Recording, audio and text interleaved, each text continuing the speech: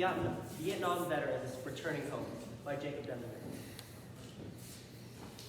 A generation of high school graduates and dropouts, enlists, and conscripts were sent to Vietnam to fight in the jungles against similarly aged Vietnamese. Immediately after training, these new soldiers were assigned jobs such as truck drivers, which entailed a life expectancy of 3 days, or machine gunners, who were barely expected to survive for 4 seconds. These estimates were delineated by Marine Sergeant Thomas Hodge and Army Corporal John Abbott II, both of whom fought in Vietnam. Soldiers saw horrors that they remember to this day, horrors that caused mental illnesses, such as post-traumatic stress disorder. They witnessed their friends being shot, bleeding, dying all around them, yet they were unable to save them. Rather, they were forced to watch as the magnitude of brutal events unfolded around their innocent eyes. As Forrest Gump actor Thomas Hanks says, sometimes when people go to Vietnam, they go home to their mothers without any legs.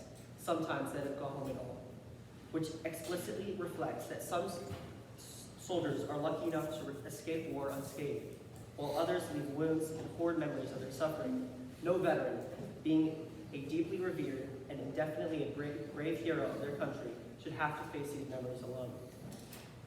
On VE Day, at the end of World War II, hundreds of thousands of cheering people filled the streets of New York City in support of the returning troops. And yet, memories and experiences of the Vietnam War are far more horrifying and complex than the memories of wars in the other 21st century, particularly because the American public was especially unsure of the war. According to the White House Historical Association, quote, protesters focused on Vietnam's lack of strategic value to American security.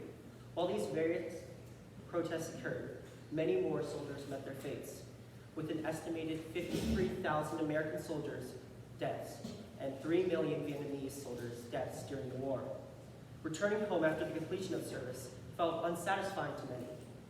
Marine truck driver Thomas Hodge reports, when we got back from Vietnam, there was nobody out here to greet us, to help us from the trauma that we knew we went through, and how people viewed him as one of Uncle Tom's hired assassins. As such, bloody and isolated experiences and isolation felt by the soldiers likely contribute to the PTSD that many Vietnam veterans experienced. Tim Abelman and others in the American Journal of Public Health asserts that the average age of the death of people in Vietnam was 36 years old. To compare, the U.S. Census Bureau says that the average life expectancy in 1970 was 70.8 years.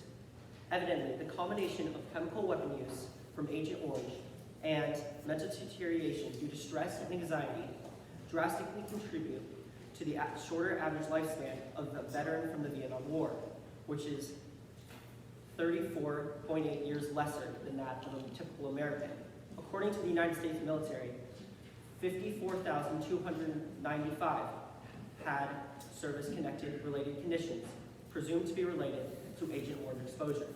The weapon was used to clear the foliage from Vietnam's lush forests, where the Viet Cong fighters had the advantage of guerrilla warfare. Chemical exposure to these weapons had a delayed onset, usually through isometric heart disease, diabetes, cardiovascular cancer, cerebrovascular cancer, and a combination of these afflictions, which led to half of the overall deaths years after the conflict had ended.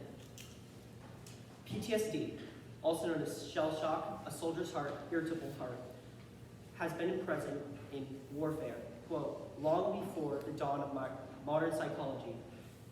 People and situations depicting PTSD may have been recorded in early works of literature, according to History.com editors. Research on veterans using VA services was examined by Brianna Menford and her colleagues, who stated that 65% of Vietnam veterans do not attend, quote, VA's health services for a wide range of reasons.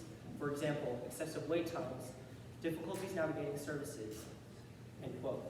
This makes the reporting of people with PTSD and suicidal tendency from the VA overall inaccurate. The VA attempts to care for all veterans, However, the scale of the VA compared to the sheer number of service veterans with PTSD needing counseling and therapy is difficult and nearly impossible without the problems that the VA faces. These men and women were willing to sacrifice their lives for America, but they got repaid in slow healthcare, government bureaucracy, and lifelong mental issues.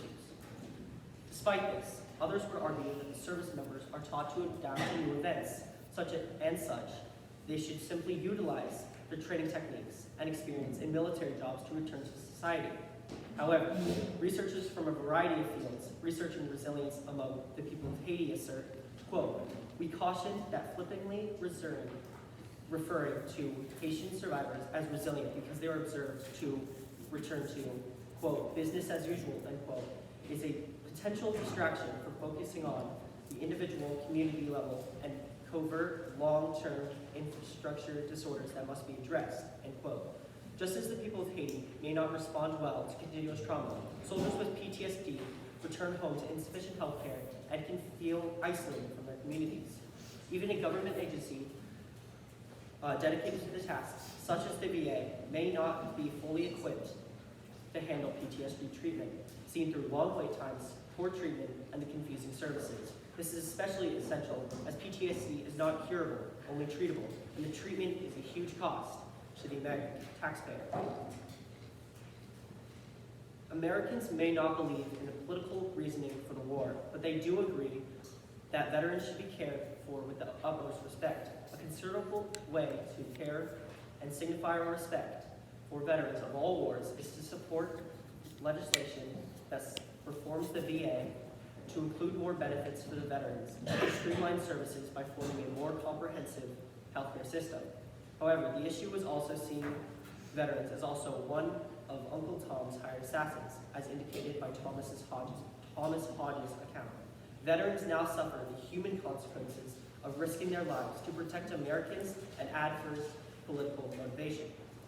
Veterans-focused social groups such as the VFW and American Legion work to promote reform in Congress, benefiting veterans and service members. Veterans now fight to demonstrate the importance of the valiant souls who fought no matter their intention.